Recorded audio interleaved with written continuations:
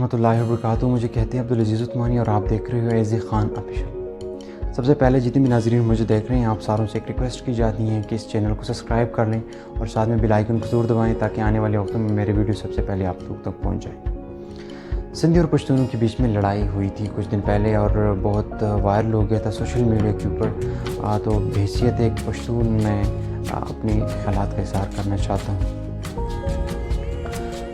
تو واقعہ کچھ یوں ہیں کہ بلال نامی ایک شخص جو سندھ کا ایک مشہور ڈاکو ہیں وہ مختلف پشتونوں کی مختلف ہوٹل پہ جا کے وہ بدخوری بھی وصول کرتے تھے اور ساتھ میں وہ مفت کھانا کھا کے اپنے دوستوں کو بھی کھلاتے تھے. کچھ روز قبل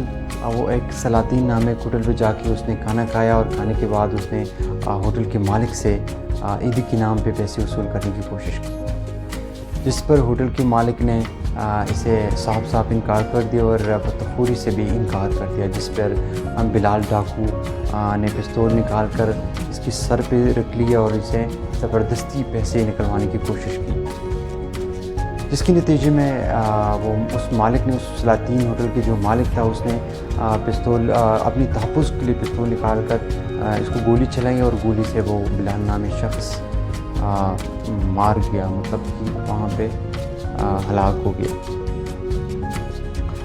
ہلاک ہونے کے بعد سندھ کی جو مختلف کام پرست تنظیمیں ہیں ان لوگوں نے اس کو ایک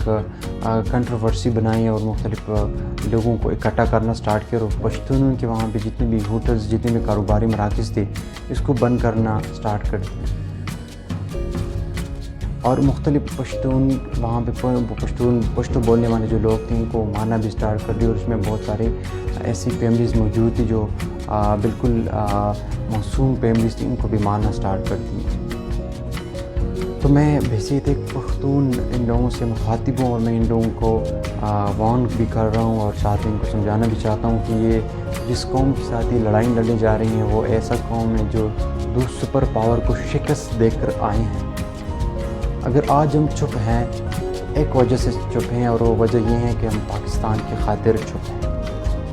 کیونکہ یہ پاکستان کے لیے ایک نیشنل سیکیورٹی کا مسئلہ بن جاتا ہے اور ہم نہیں چاہتے کہ زبان کی بیس پہ یا علاقیت کی بیس پہ کوئی ایسا معاملہ کریٹ ہو جائے.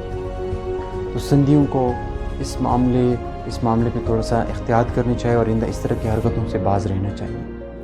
اگر خدا نہ خواستہ ان لوگوں نے اس طرح کی حرکتیں بند نہ کیے تو میں بحیثیت ایک پشتون ان لوگوں کو یہ وارن کر رہا ہوں